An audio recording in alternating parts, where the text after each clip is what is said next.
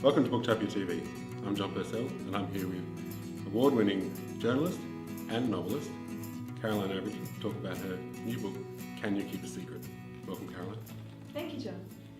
I'm about halfway through Can You Keep a Secret, so I don't want any spoilers.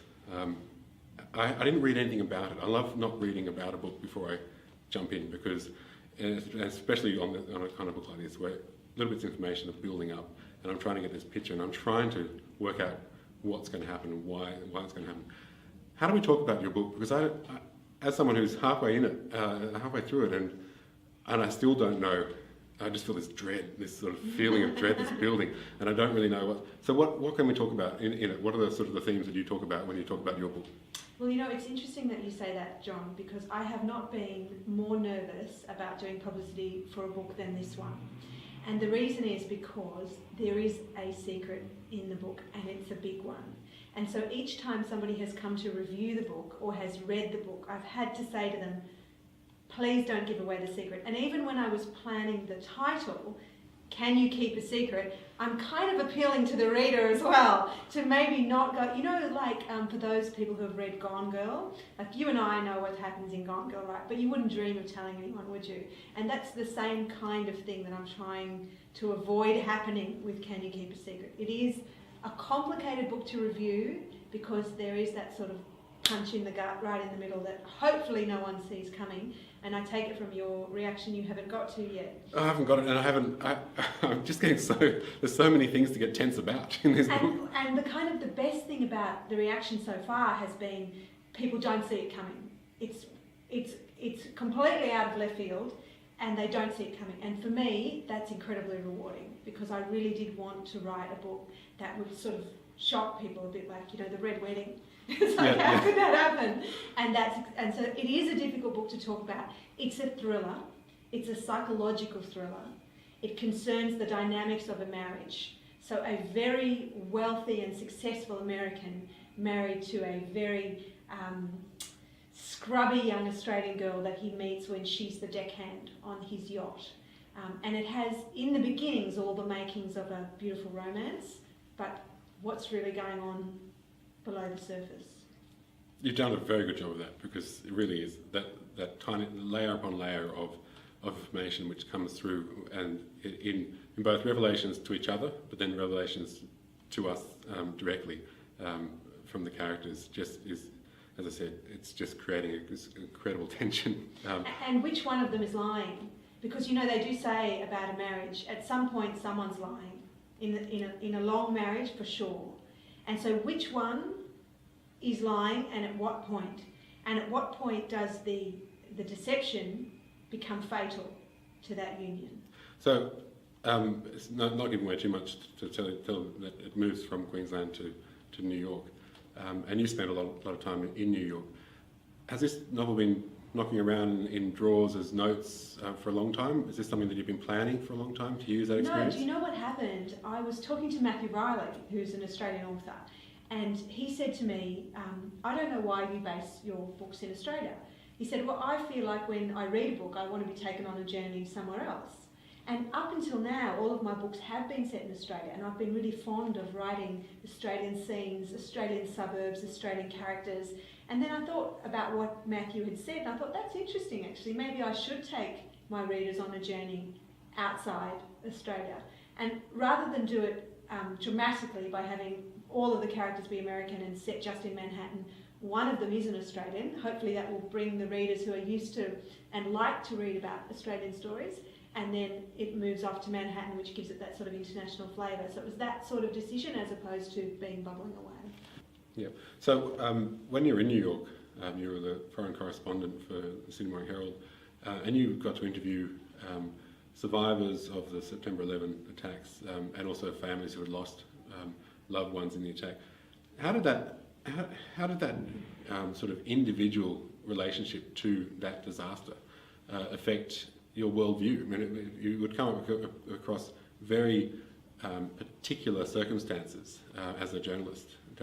How do you keep that that general view alive when you've got these horror stories, these personal horror stories that you've had contact with? It doesn't affect your worldview so much, but it profoundly affects the way that you feel about the human family. when you sit as close as you and I are currently sitting to a woman who got up one day, put her kids in the back of the car, was driving them to kindergarten and preschool, and trying to reach her husband on the phone, and he's just not answering, and then the morning moves on and he's still not answering, and so then she goes home and she thinks, well, he'll be calling soon, and he doesn't, and days go by, and she realises at some point she's going to have to tell the children that he's not coming home because he has been in the Twin Towers. It profoundly affects the way you think about other people. I sometimes think that what we see as journalists, it wouldn't be bad for everybody to be able to see. And of course that's what we're trying to do when we tell those stories, because the suffering of so many people, in New York, in Bali, in Madrid, in London, is extraordinary. When I think about the relationship between journalist and novelist, I think there are probably some hurdles that you have to climb over because of the love of the truth and loving in the facts straight, and that sort of creating loss of flow maybe in the text of a novel. How do you combat, or how do you merge those two very different styles of writing when you take on writing a new novel? The thing about writing non-fiction is you know the story. You can't change the ending. As much as you'd like to sometimes, you can't. So you're very much stuck in that box. So if I'm telling the story, for example, of Daniel Morecambe by interviewing his parents, more than anything in the world, I want to change the ending. I want to make it different for them and for all of us, but I can't. When you're writing fiction, you have vastly more control over the destiny of your characters, and that's incredibly liberating. But of course, sometimes you have to kill your darlings, otherwise the work won't move people. You can't make it a happy ending for everyone. And I think in I Came to Say Goodbye in particular, there was no happy ending, but people did feel the human, the sense of us all being part of a big family, supporting each other, looking after each other. And if you can do that, you can achieve the same aims, I think, as you can when you're telling a true story. It's pretty dark. I mean, I would have thought if you're interviewing families who've had such horrible things happen to them, that you'd turn into a Nora Roberts on the other side in your novel writing, and everything was nice and happy endings. But you don't. You keep looking into the abyss. How do you go? I mean, you sit in courtrooms, you hear these horror stories firsthand at these sessions in the courtroom, and you then write your journalistic pieces on that. And then you get into your novel, and you're staring into the abyss again in your novel writing. How do you remain sane with all that darkness?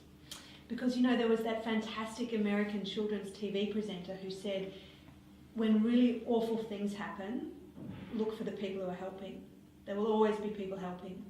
And that is absolutely true at something like September 11, where firefighters from across the country got into their fire trucks from as far away as Alabama and began driving through the night to get to the site, which was still smoking, and see whether they could save anybody. And that was true in Bali, where Australian surgeons got on any available planes made available to them by our own successful entrepreneurs to fly in there as quickly as possible, see how many people they could save.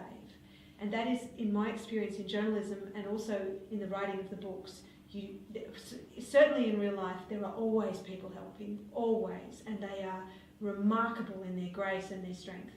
And if you can bring those characters into your book, then it isn't looking into an abyss. It is looking at a very human story and trying to ensure that every character is covered off, which includes those that arrive to try to make things better. Well, I think it was Gorky that said, I bring darkness to accentuate the light. Yeah. That sounds like what you're doing in your work. work. Quite remarkable people. When you work as a journalist, people often ask you, who are the most inspiring people you'll ever meet, and you think that the answer would be Muhammad Ali or Bill Clinton or any of those many people that you get the opportunity to interview. But in fact, that's not the case. The most remarkable people that you meet are very ordinary people who are stuck in an extraordinary circumstance. So, for example, the man who's written the book recently who's lost his arms and legs to the flesh-eating disease, incredible. Kurt Fernley, who was born without the lower half of his legs, incredible. These are very ordinary people. And what inspires me about them, to talk to them, to read their stories, is the way they are able to find that inner courage to go on. Thank you very much for talking to us, Thank you, Caroline. John. Caroline's books are available at booktopia.com.au right now.